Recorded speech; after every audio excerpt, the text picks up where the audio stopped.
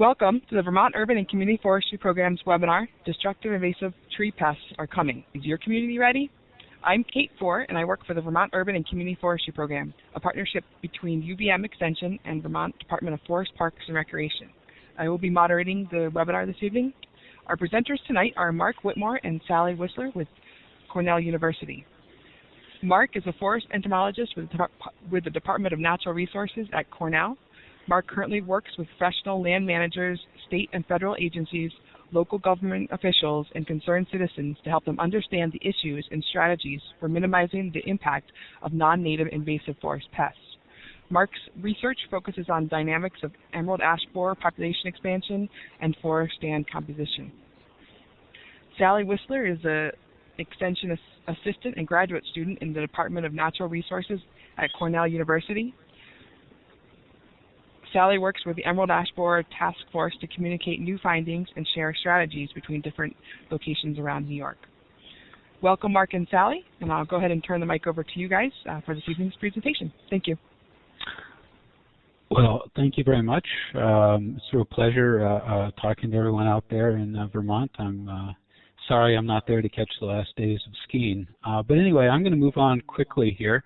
I'm going to pass off halfway through to Sally.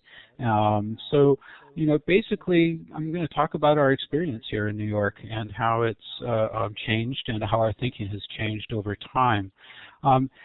Just to give you a little bit of exposure to how we've experienced emerald ash borer, in 2009, this is the first map put out in 2009 by the New York State DEC, and you see that little dot in the corner there, that red dot, that's where actually in the summer of 2009 we first detected emerald ash borer in New York State. Of course, it was in many other places at that time, but in 2009 is when we really started,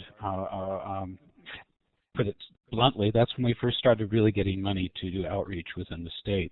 You can see in 2010 things changed very rapidly. We had a number of detections throughout the state, including one in, let me see how my pointer works here. It doesn't work. Is it working?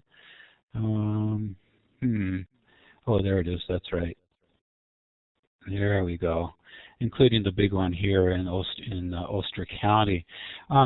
So things were changing very rapidly, and here we are in 2013 with a number of infestations around the state. Most recently, we have one here in Delaware in Otsego County. It was just discovered a couple of last week, actually, and it's not small. It's about 3 miles in diameter. So given that, you can see that, really we have these infestations around the state dispersed around, but really more than 95% of our forests are uninfested. And I think that's one of the problems we're dealing with right now, is that here we have the brand new quarantine put in, and it's going all around the state. And one of the biggest problems in outreach that we've had is that all of a sudden people think it's everywhere, and we might as well just give up. What the heck? And that's really been a problem plaguing our extension efforts. So just to give you a little bit of background as well, the distribution of ash in New York State is not even. Here we have in the Ontario plain, we have densities all the way up to 20% of the basal area of trees in the county, 20%. So it's a very big deal up on the Ontario plain, where you get in the southern tier, and we have 10%, 8%. And then even down here, I'm going to talk about this in a couple of minutes, we have just 5% of the basal area is ash. So it really varies, and I think that colors the way people are thinking about the emerald ash borer infestations and the way that infestations are developing throughout the state. The important thing to realize and to think about here is what we call the death curve. This is data developed by Dan Herms at Ohio State, and this is a simple logistic population growth curve. But the thing to pay attention to is when you detect emerald ash borer, you look at the amount of time you have before you have almost 100% of the trees dead in an area. And here it's only 4 years from when they first detected it in southern Michigan. They detected it at about 25 to 30% of the trees being dead. I think we're getting far better than that. And indeed, I think in the New York now, we're probably right down in here with all the educational efforts that we put forward on detection. But still, I think that we can improve on that, because the earlier you get detection, the more time you have to actually implement planning and management activities. Just to give you an idea of what's going on, this is the biggest infestation that we had in New York State, and this is Ulster County. And what happened here is that we found two, not one, but two emerald ash borers on a trap right about there where the arrow is. This is in a campground. And we started looking around, and it was actually really embarrassing for us, because we started looking around and we found them over an area, we found signs of emerald ash borer attack over an area over almost 70 square miles, with indeed the most intense area in this around the town of Ruby, around here. So the thing to pay attention to is that, once this population starts going, this is a big infestation. When you go back to that logistic growth curve, this population in the middle was in the middle of that infestation was probably way up here, just going absolutely nuts. And so, when you get to the edge, the death curve is we're in the earlier stages of it.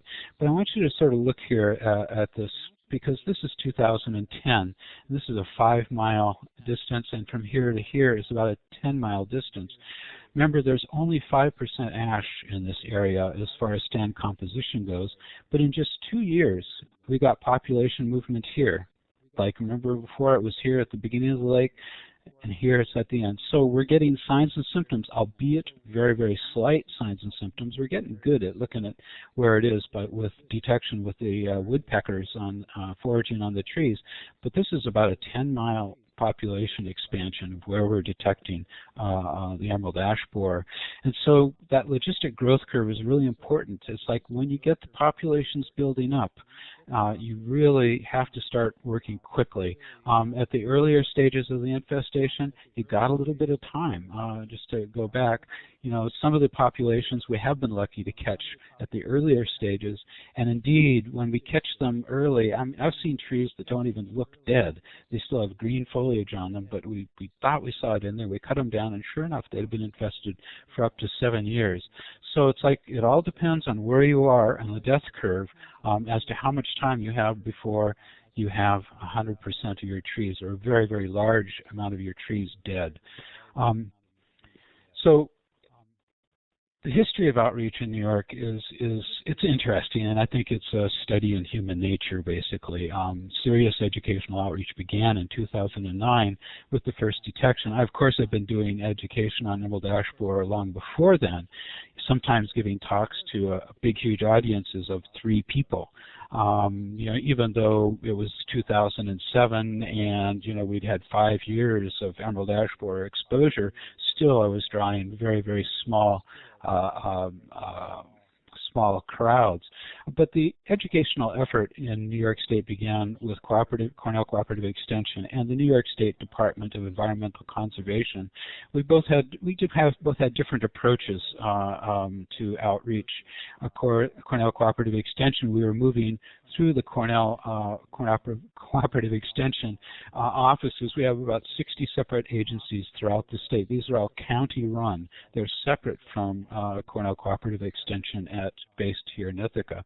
And we started by sending out basic information to all the extension educators that we had about emerald ash borer. And of course, extension educators are divided into the different competencies, and we focused on agriculture and natural resource educators.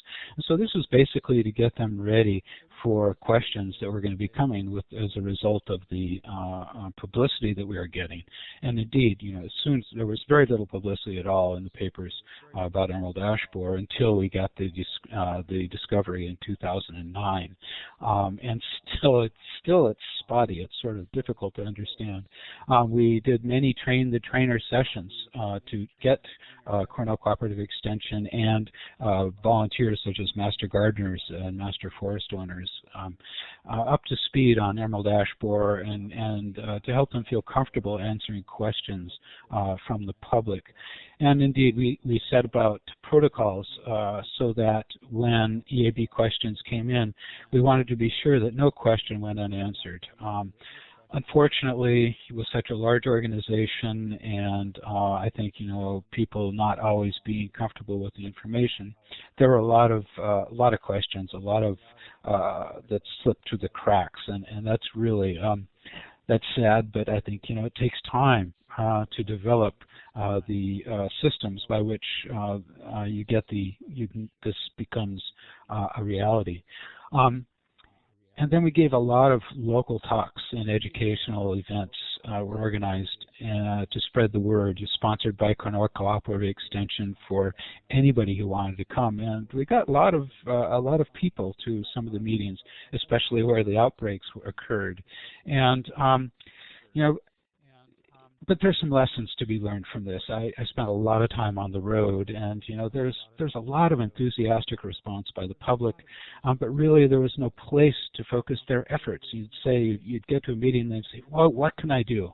And I'd say, well, it's like, practice up on the signs and symptoms. If you can find an infestation, go look at it. Talk to your neighbors, and great. See you at the next meeting. Really, it's like there was so much enthusiasm, but it wasn't, and I just wanted to use it. I couldn't. Also, it became really clear that there was no traction with local decision makers. It's because they got plenty to do, and the impacts were not apparent in the communities.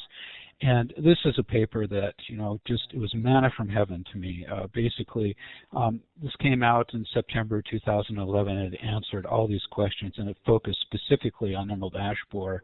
But some of the most important points were that we found that the costs are largely borne by homeowners and municipal governments, that wood and flome-boring insects are going to cause nearly $1.7 billion in local government expenditures and $830 million in lost residential property values per year.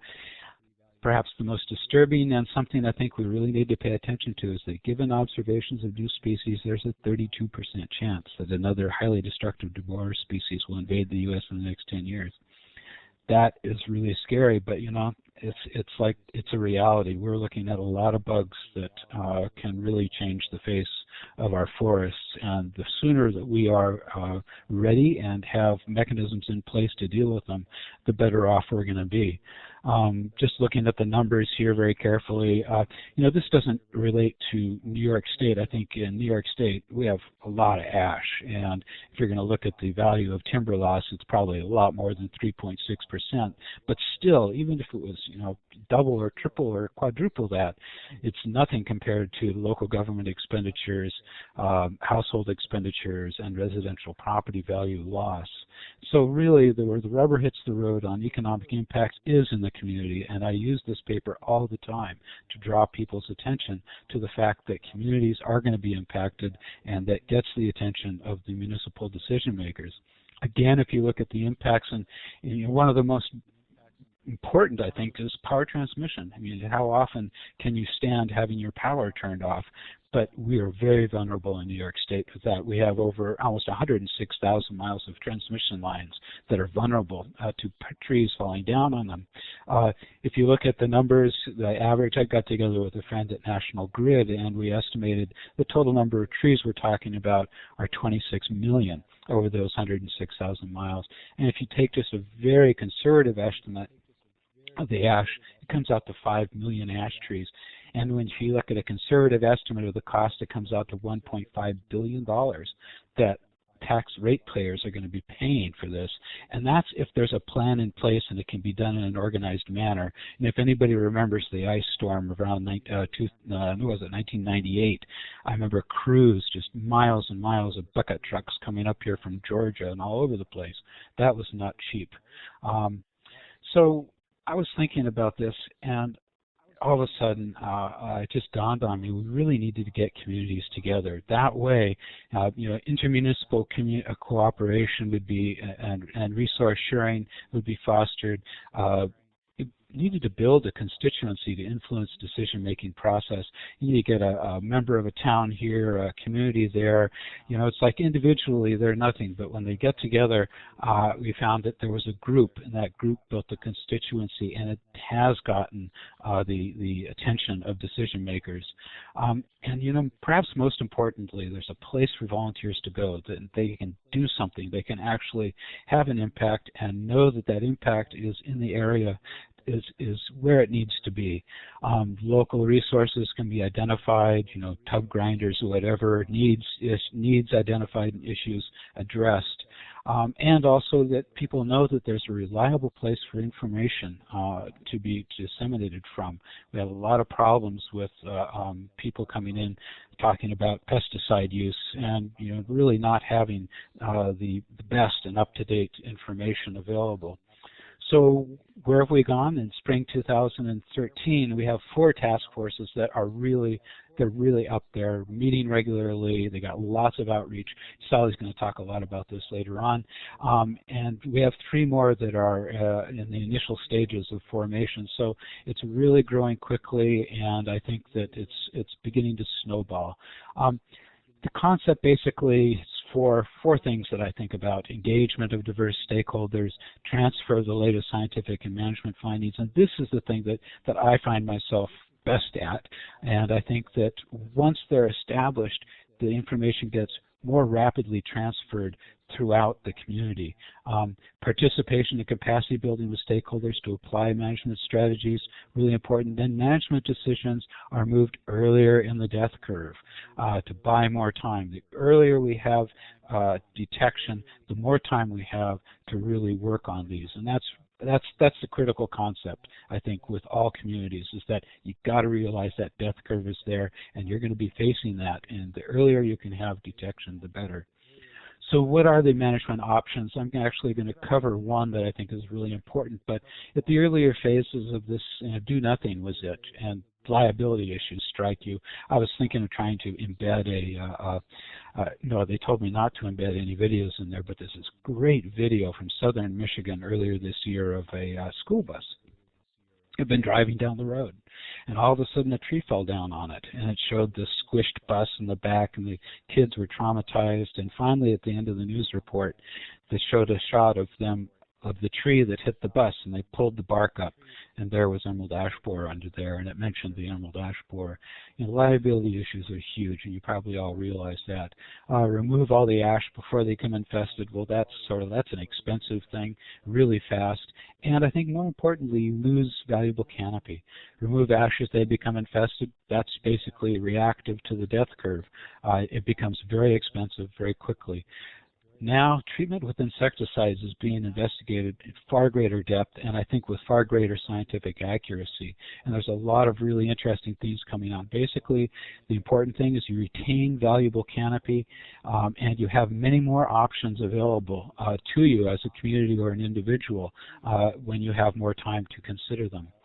The one I'm really most interested in right now actually has come about of discussions. Deb McCullough and Rodrigo Mercader.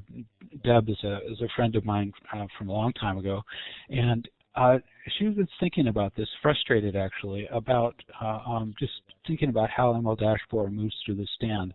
And this is a great paper. It's actually just a modeling paper, and there's always limitations, but she thinks that this model that they've developed really does mimic what they're seeing in the real world. The thing to look at this is, here's the death curve, and sort of in reverse. where you have just a few years and boom, you have a lot of dead trees. This is if you treat 10% of the trees every year with the insecticide called triage, or emamectin benzoate's the active ingredient in there, where you get 2 years. She was assuming 2 years of efficacy in the leaves of trees. You know, we think about insecticides in the trees as focusing primarily on the phloem tissue, where the larvae bore in and they start feeding and then they die. But this model is based actually on the adults feeding on the leaves. And her data shows, she was assuming in this paper that the leaves were poisoned for 2 years, but it shows that her data now shows that the leaves are poisonous for 3 years. And so this is, if you look at where the arrow is there, this is the curve generated by 10% of the trees being treated every year, a different 10% every year. So if you look at it on this curve, this is 20%. So if you think about it, in this scenario, if you look at this group of trees, 40% of the trees after 2 years are going to be poisonous to the bugs feeding on the leaves. And if you look at the, think about this graphically, here you have year 0. This is your imaginary stand. If you treat 20% of the trees, the smiley face trees here, the bugs going around, the adults feeding here and there, and you know the chances are that it might land on the tree with poisonous leaves. Well, if you go to the next year, you have 40% of the trees, so the chances of the bug landing on the tree and feeding on the leaves to mature its ovaries. I'm sorry, I hope you, I assume everyone is aware of the biology of emerald ash borer. The leaves are fed on by the females to mature her ovaries. She'll feed for a week, 2 weeks to mature her ovaries before actually laying eggs. So this is the stage that we're really looking at. The female's going to move around, and hopefully the chances are after 2 years, you know, she'll find one of those 40%. But if you think about 3 years, all of a sudden you have 60% of the trees treated, and she's going to find one of those trees eventually and die. So, and then if year 4, you see again 60%. So after year 4, you're still maintaining, you're still treating trees every year, but the cost is the same all throughout those years, and you're maintaining 60% poison trees in the canopy. And if you look at the costs, here we have. Here you have the death curve here. The costs are skyrocketed here. They're borne over a large period of time. And here you go to the treatment costs, and this is 20% down here, 30%. So, you know, if you think about the use of insecticides to protect your trees over time, the annual treatment costs are actually very low as opposed to the costs of removing trees as they die. This is really easily borne out by the work of Cliff Sadoff in his Emerald Ash Borer Cost Calculator. If you have not looked at this, you really need to. It's an amazing tool. You can modify it according to your community's needs. And you can look at different scenarios. I'm going to go over them quickly here. These are the different scenarios: replace the trees as they die, proactive removal of all the trees, and then if you look at the urban slam, the 20% solution is what we're calling it, the costs over time are very, very low. And if you look at the cumulative costs, the difference is amazing. And then if you look at the benefits of urban trees, in this paper, you really need to pay attention to it. It's like, I've been looking for this for such a long time, and here it is. I mean, the results suggest that a loss of trees to the emerald ash borer increased mortality related to cardiovascular and lower respiratory tract illness. Just an amazing paper that really points out the value of urban tree canopy. And if you look at this, the urban slam model, here you've retained all the canopy, a high percentage of the canopy over time, whereas if you remove them or if you let them die, your canopy after 25 years is still less than 50% of where it was when you started. So the real value of this is that you maintain tree canopy, but you also perhaps even save money over other management options. So with this, I'm going to turn over the lecture to Sally Whistler, and I'm going to let her answer all the questions. So it's been a real pleasure, and thank you for listening to my thoughts on this topic. Here you go, Sally. All right. Thanks, Mark. So now we're going to go on and look at what the task forces in New York are doing now and how they've formed and evolved. And so just to kind of get us resituated geographically. Here are the task forces in New York, and they're color-coded. So the ones in blue, Tompkins and Livingston, basically just had one meeting and then didn't continue. And Greene County had 2 meetings and then has had some follow-up educational events around emerald ash borer, but hasn't really coalesced into a task force. And the markers in orange, Steuben, Capital Area, and Dutchess County, are task forces that are just at the very beginning of forming. So they may have some interest and they may have some sign-ups as far as who would like to participate, but they haven't had their initial meeting. One notable thing is Onondaga County.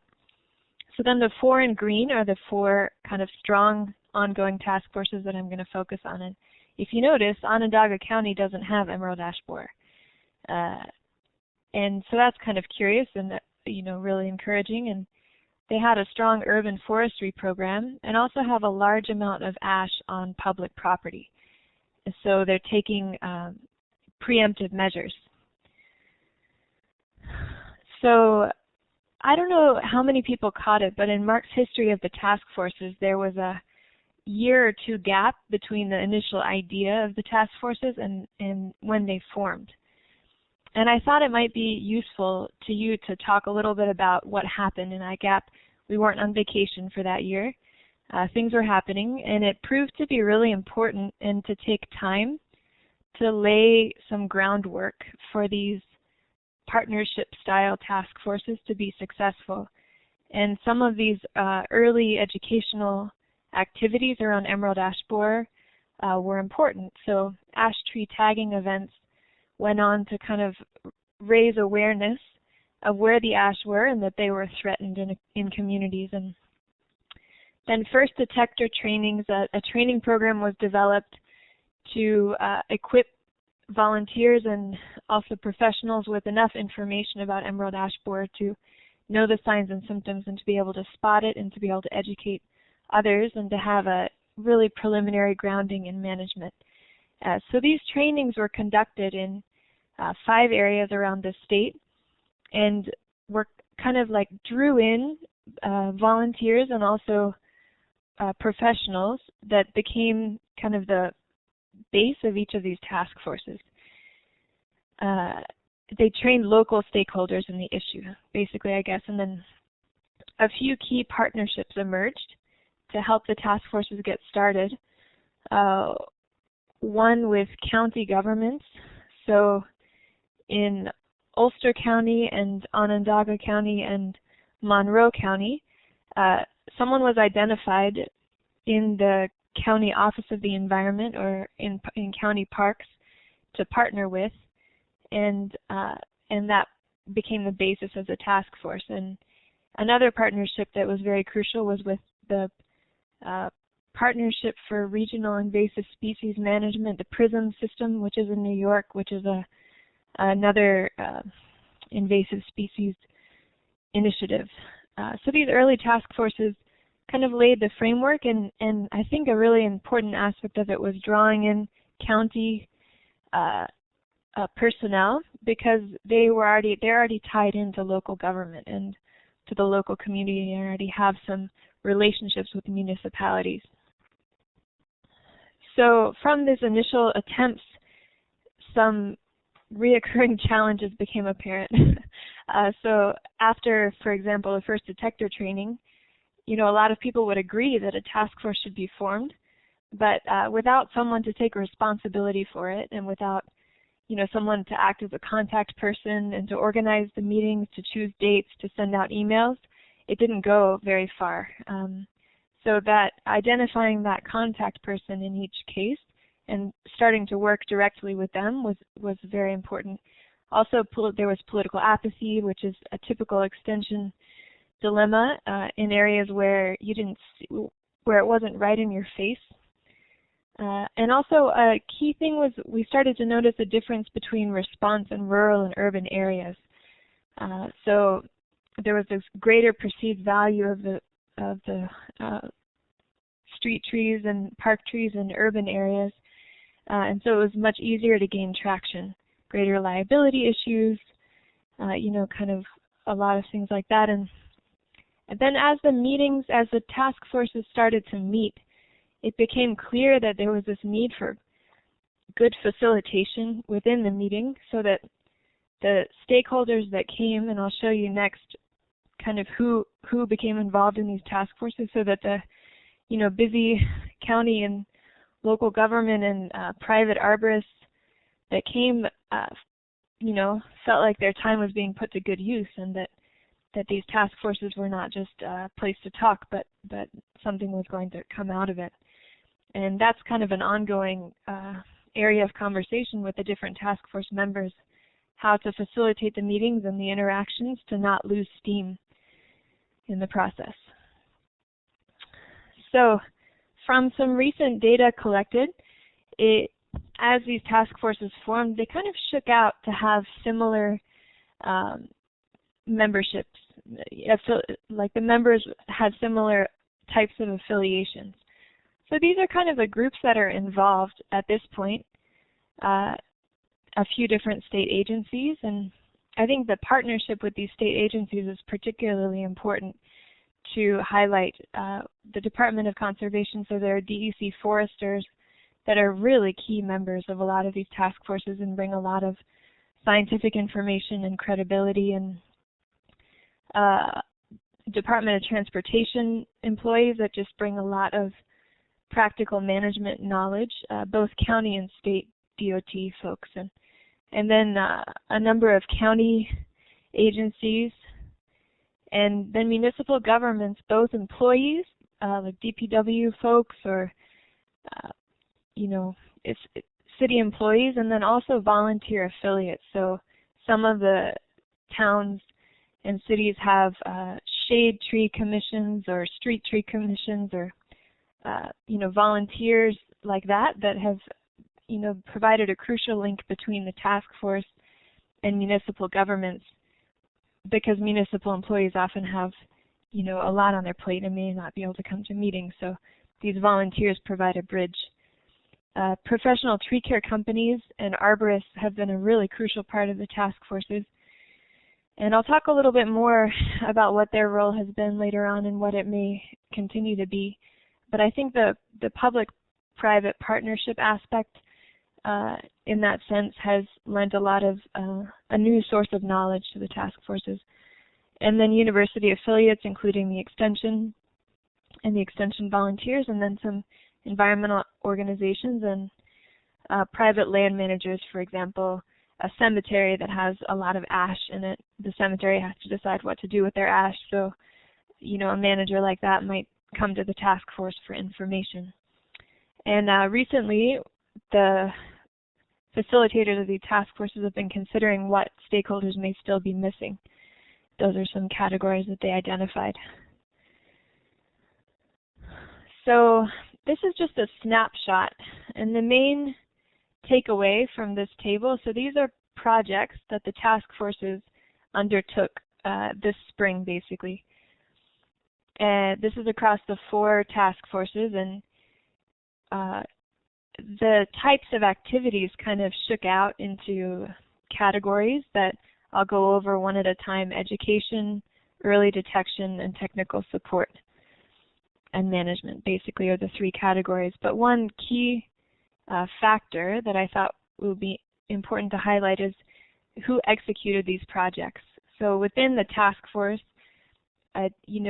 goals were set and decisions were made, and these projects emerged to be pursued by a variety of partners within the task force. And some of this coordination goes on in task force meetings, and a lot of it goes on over email outside the task force, and it's kind of a very dynamic thing. So certain members of the task force will come together on one project, have meetings outside of the task force, talk to each other.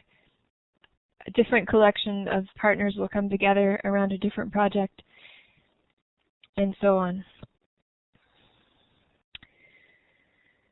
So of these ongoing, I think even beyond projects, we could call them lines of action or areas of action.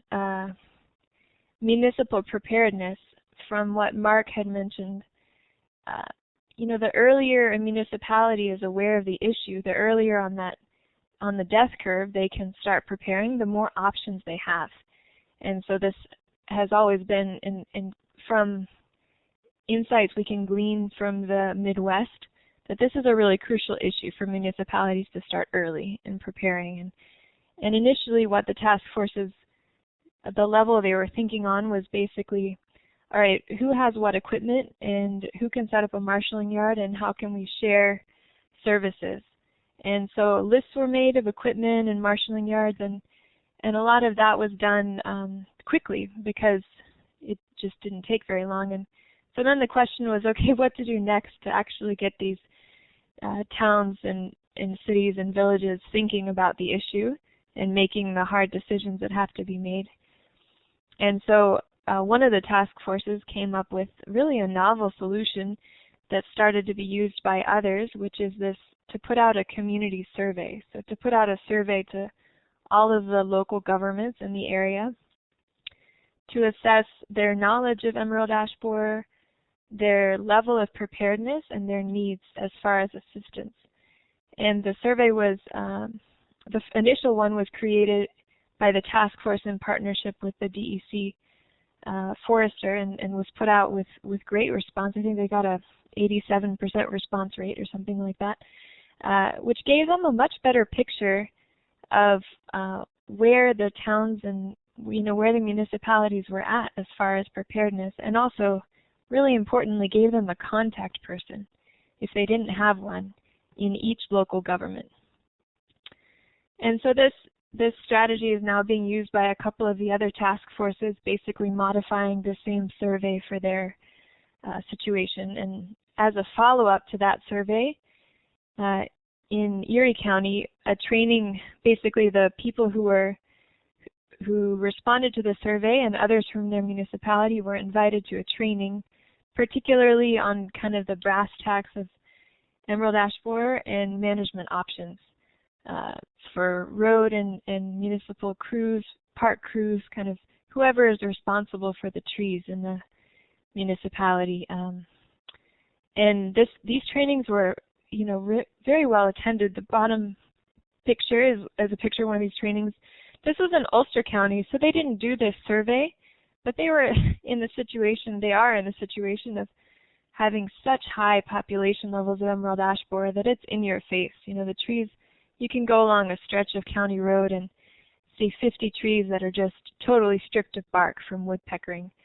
And now that, the leaves are coming out, they're obviously dead. No leaves are coming out on those trees. And so they got a strong response in terms of just getting the information down to the people who are going to be making the decisions about each individual tree.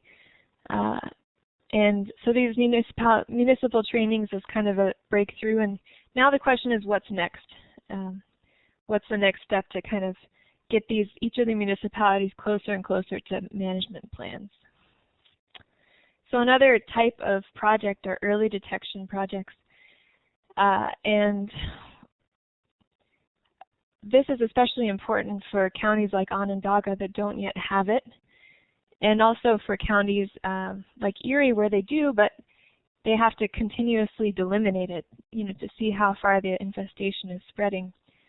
So two strategies that have been used are trainings for volunteers, so volunteer monitoring or surveillance. And we started to use IMAP Invasive as a place where they can put that information. And it's kind of on a small scale still, but there are a few examples of volunteers going through the training and then submitting observations on IMAP Invasive. And then another early detection project is a sentinel tree project. So in Onondaga County, which is not yet infested, they want to know as soon as the bug gets here so that they can put their management plan into action. So on county property, they selected 20 trees to be girdled, and with the help of DEC are hanging purple prism traps in the trees, and will plan to do this for several years until emerald ash borer is found in their county, so that they'll know, right away. I mean, they'll have a higher chance of knowing sooner when it's here. And so this is an example of a partnership project between several agencies. And so the third type of area of action that I think is really worth mentioning is public education and outreach. Because in some ways you're never sure when you're done with this, you know, what do you constitute as being done? But I think a large step has been made. These are a few of the educational activities that I had kind of logged in this past quarter, and I think one of the things that is really notable about it is that kind of broadcast educational events like the CCE, the Cornell Extension hosted, and then other types like going to fairs and farmers markets are still being done. So the members of the task forces are identifying different opportunities for this education, and then other members of the task forces are basically dispatching themselves to these fairs and farmers markets to give out information about emerald ash borer. And one slight refinement, I think, is the task force, particularly in Monroe County, is getting better and better at targeted education. So they have a few educational events, one going on this weekend during Emerald Ash Borer Awareness Week in the town that's most heavily infested at the public library. And so they're having, I think it's called Bugapalooza or something like that, to try to educate really a lot of homeowners and members of the public that might most quickly be impacted. And I think a really important aspect of this is that we're not going to be done with public education very soon. So if more people can get better at giving the information, we'll be able to reach a lot more people without the same few presenters running around all the time. So the multiplier effect is apparent in these task forces, particularly in a few of them where confidence has built in task force members to present the information. And as that happens, as confidence is built, they also see more opportunities or are able to, you know, use more opportunities of opportunities to present through their network. So this picture, there was a presentation that came through kind of this networking at an elementary school right in the center of the infestation. You know, I think there were about 50 kids or something, and so they all got this information about the emerald ash borer put on by members of the task force, 3 volunteers, a arborist, a member of an Audubon Society, and a member of an environmental management council, local government, that had enough awareness of the information to be able to put on this event without support from CCE or from the DEC, or, you know, basically on their own. And it really reached more than these 50 kids also because the information was sent home to all their parents. So in terms of public outreach and education, I think these task forces have the ability to help us tap into the multiplier effect. So some preliminary insights from data collected with these task forces, interviews, and logging their activities and observing is that they're starting to really draw on the strengths of this diverse group of stakeholders. First of all, there is a diverse group of stakeholders representing different interests, and second, that they're in some cases using networks, for example, networks of arborists or networks of shade tree, people who are interested in street trees to get the word out. And so this is showing that they're drawing on local knowledge in addition to scientific knowledge about biology and management of emerald ash borer. And another major knowledge category is that as municipal employees are part of the task force and county employees, you get a lot of insight into the obstacles maybe that they're facing in putting into place management plans. For example, protocols that the the town might have, or budgetary issues, or any number of obstacles, to just get closer to the end goals of applying management strategies. And then this research also turned up some questions that there's not very much agreement right now on how long these task forces should last. By definition, task forces are kind of temporary assemblages, but in the context of emerald ash borer, it could be a long time. It could be a decade or more. And so thinking about what are the medium and long-term outcomes or goals of these task forces, or what benchmarks could we look for so that these groups could contribute really to the bigger picture without losing steam and without basically floundering. So thinking in terms of a number of these projects that I've just described are perhaps short-term outcomes. Maybe some have medium or long-term implications, but what benchmarks can we put going forward? So these are just some possibilities. So basically, these task forces have enough autonomy now that they make their own decisions and meet on their own and make their own goals. But we know we can gain experience from other states, and so a few of these may end up being helpful to think about short, medium, and long-term outcomes. And one is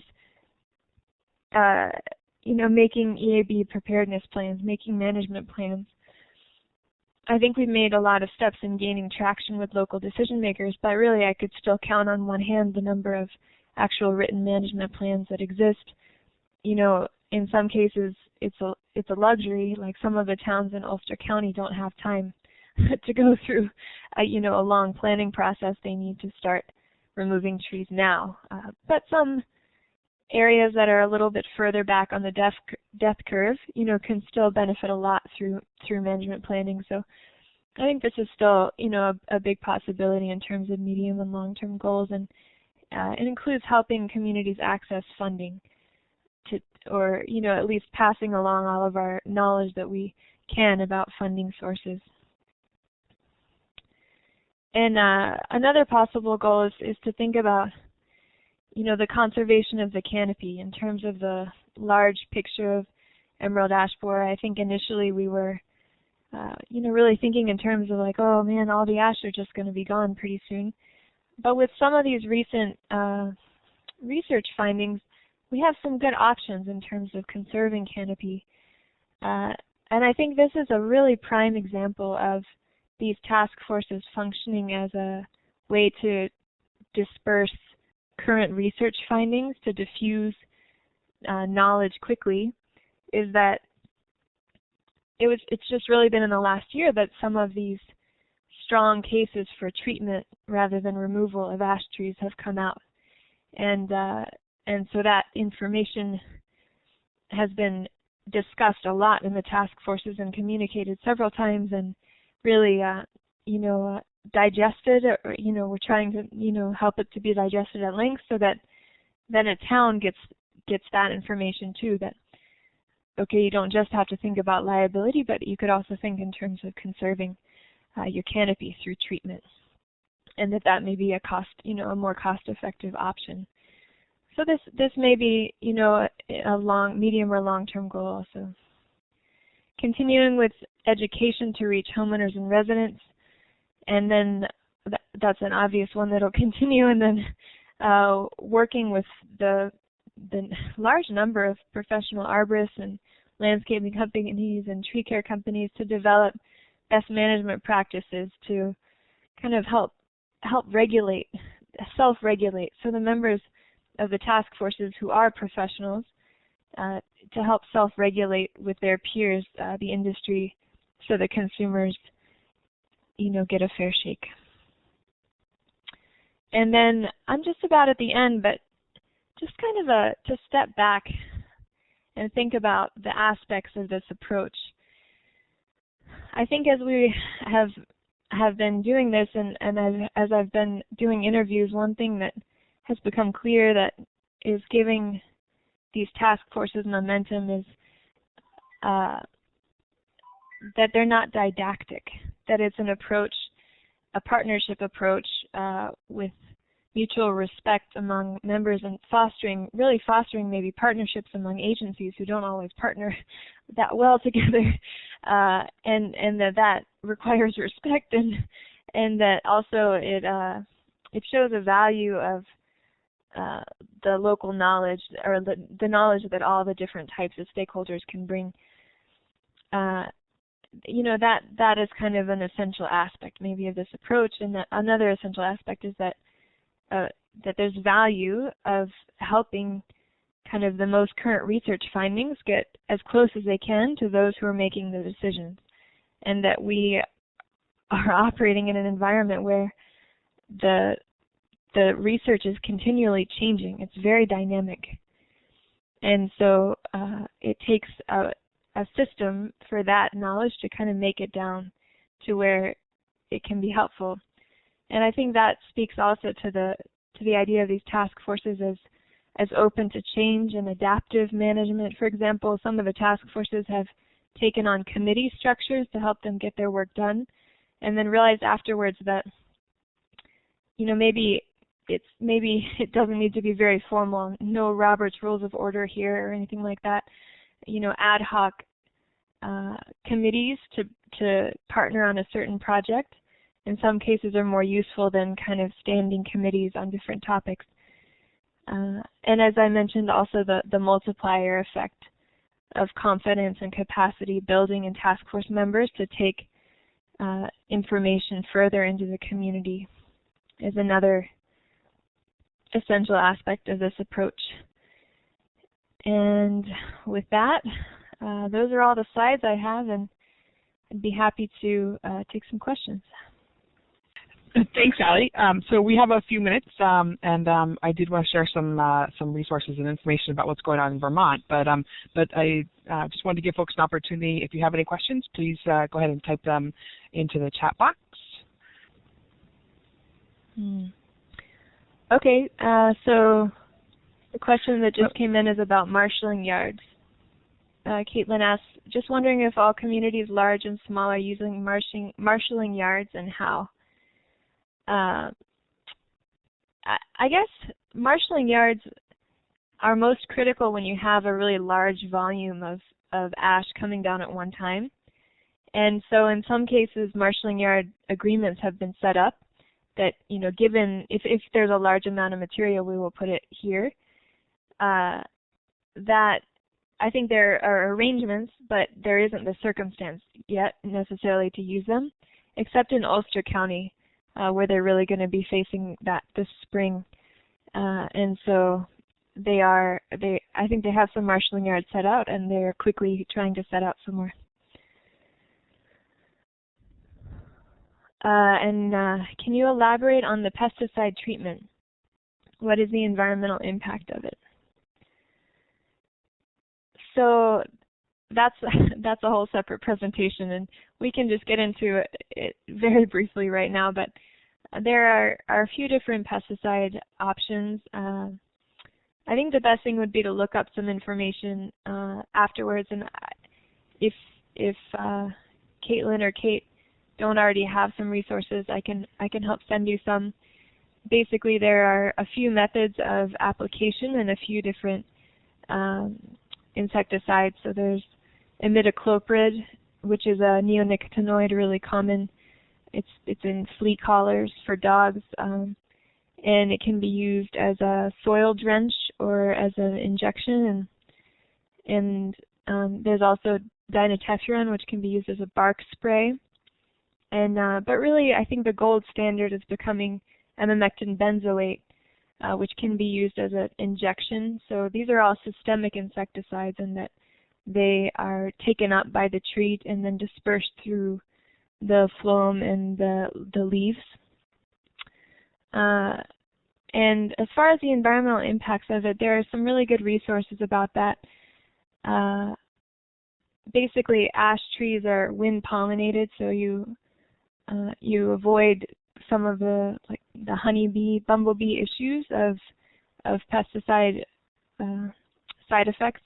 There's a really good fact sheet. I wonder if maybe I can send it to Caitlin and Kate, and they can get it to you afterwards. Yes, Ellie, this is Kate, and just a reminder too, at the end of the webinar this evening, we'll have a link in the chat box to the evaluation, and in the evaluation there is a question that asks if you want any more information from the talk, and if you enter your email address there, I'll be happy to make sure that those resources are available. And Caitlin just put in a great reminder in the chat box that there is a lot of information on insecticides available at the Vermont Invasives website. It's www.vtinvasives.org, and I believe if you click on the tree pest gallery, you can go directly to a page on emerald ash borer and the various treatment options there.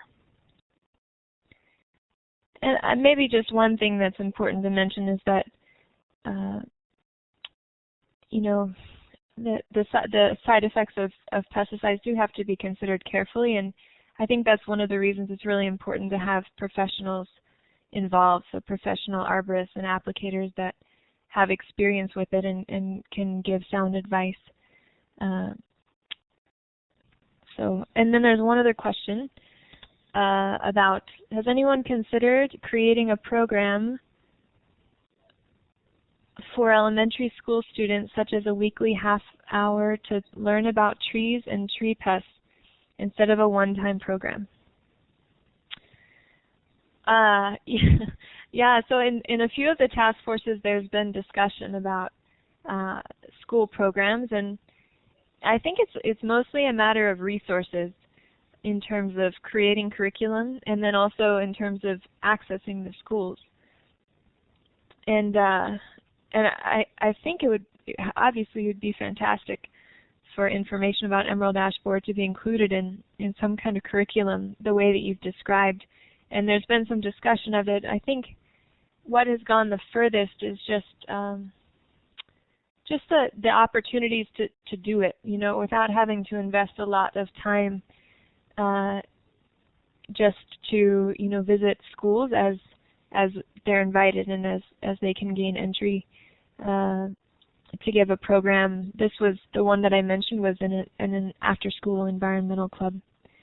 But certainly it's a great idea. Great. Well, thank you so much, Sally and Mark, and thank you for sharing what's going on the other side of the lake. It's been really helpful to see what you guys have been doing, and keep up the great work. So with that, thank you. And before we conclude this evening's webinar, we just wanted to take a quick moment to share some examples of what's going on here in Vermont and some of the resources that are available to you as you take this information back to your community to start thinking about preparing your town for the arrival of EAB.